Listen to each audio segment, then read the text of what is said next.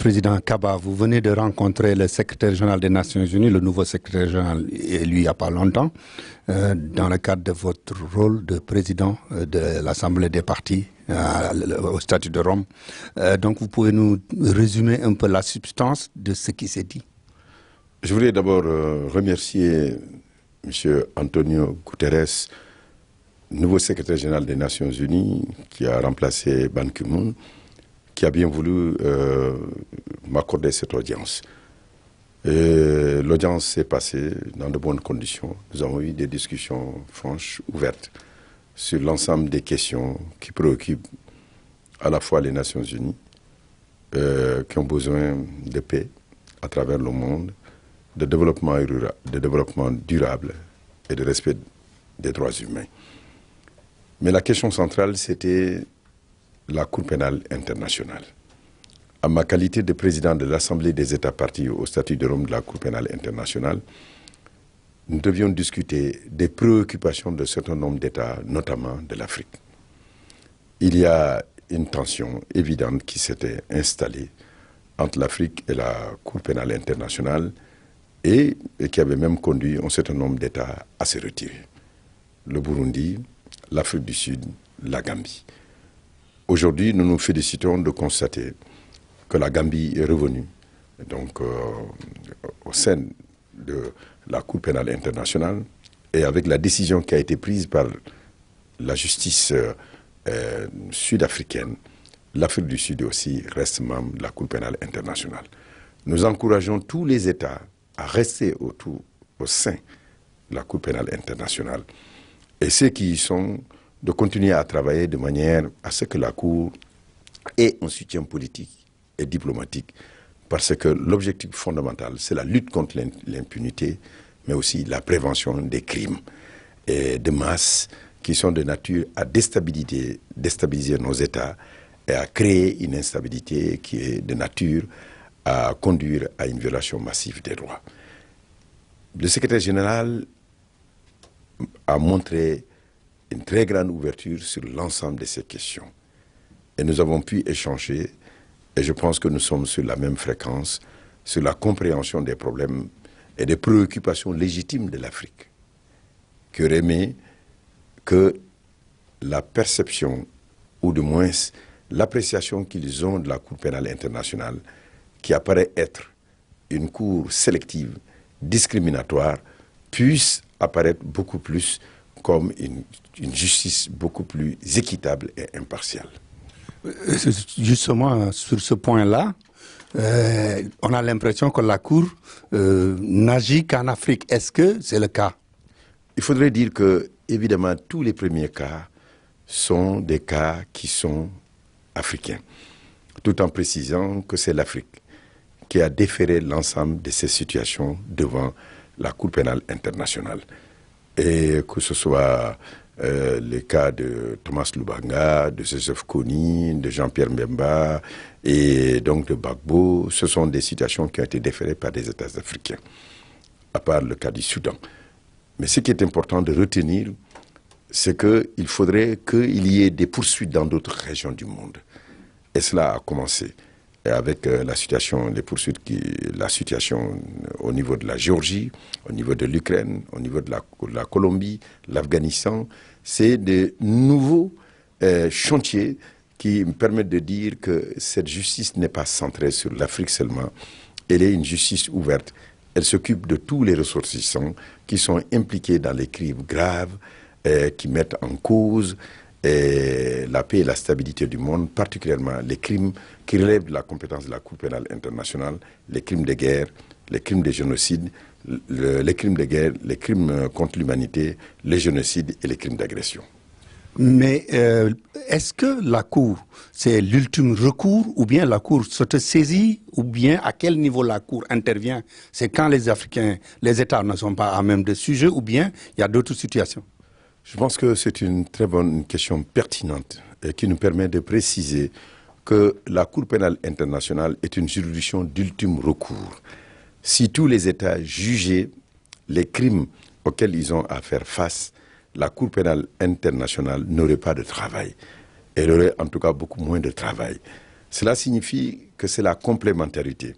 Lorsqu'il y a des crimes qui sont commis, les gouvernants doivent s'engager, et tel qu'ils ressortent du statut de Rome, à juger ces crimes, les auteurs présumés de ces crimes, et en leur assurant un procès juste et équitable et en permettant évidemment aux victimes de satisfaire leur droit à la justice. Il va de soi que les cas qui ont été déférés devant la Cour, c'est souvent des cas qui sont déférés par des gouvernements africains.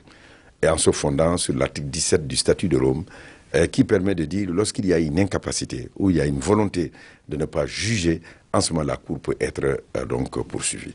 J'en profite aussi pour préciser que la Cour pénale internationale est compétente lorsque un État partie la saisit.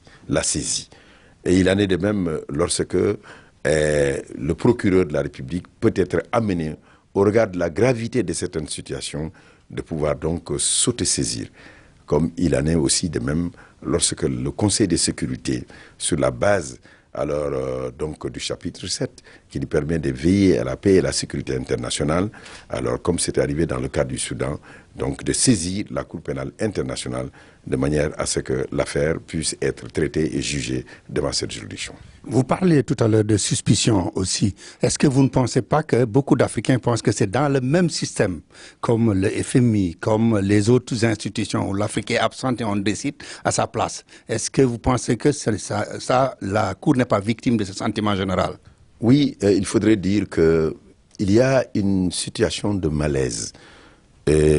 Pourquoi beaucoup d'Africains, en tout cas une bonne partie des personnes, pensent qu'il y a un impérialisme judiciaire de la Cour pénale internationale qui serait une juridiction à l'image des institutions de Bretton Woods comme la Banque mondiale et les FMI, qui a été portée sur les fonds baptismaux pour punir les chefs d'État récalcitrants, les chefs d'État souverainistes.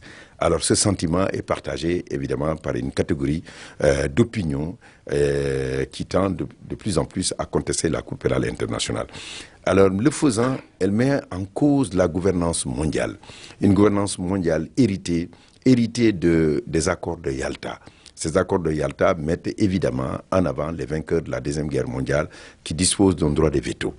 Il va de soi que si les éminents membres du Conseil de sécurité sont impliqués dans des crises et des conflits graves où leurs ressortissants seraient présumés responsables d'un certain nombre de crimes qui relèvent de la compétence de la Cour, ils peuvent alors exercer leur droit de veto. Et c'est cela, ce deux poids, deux mesures, qui est la source même de l'inquiétude et des préoccupations légitimes des États africains et qui nous amène à dire qu'aujourd'hui, nous espérons, et c'est ce que nous avons demandé au secrétaire général, de travailler de manière à changer les règles du jeu.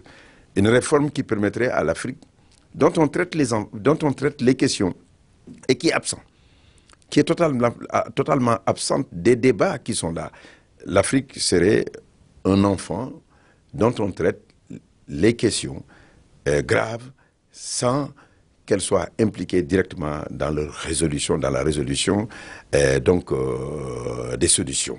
Et cela me paraît être aussi une question qu'il faudrait continuer de débattre et chercher à trouver les meilleures solutions de manière à ce que les sentiments qui sont à l'heure actuelle de rejet ou des sentiments en tout cas de critique contre la Cour, que ces sentiments-là soient pris en compte et qu'on comprenne que finalement cet instrument, elle n'est utilisable que lorsque il n'y a pas la justice sur place.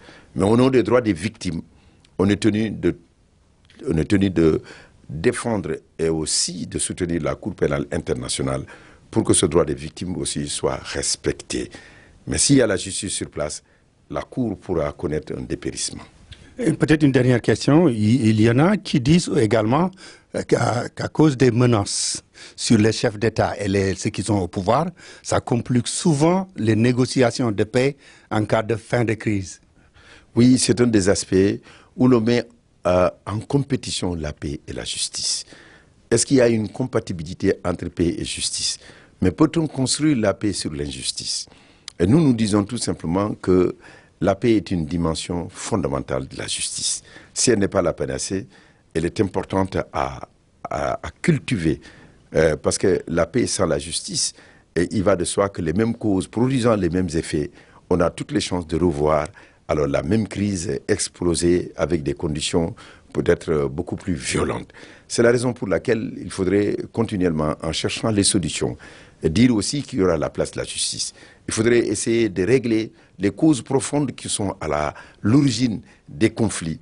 Mais une des solutions, ce n'est pas une amnistie générale de tous, comme on a tendance à le faire, et on ne fait que recommencer par la suite, parce que tout simplement, c'est une paix bancale.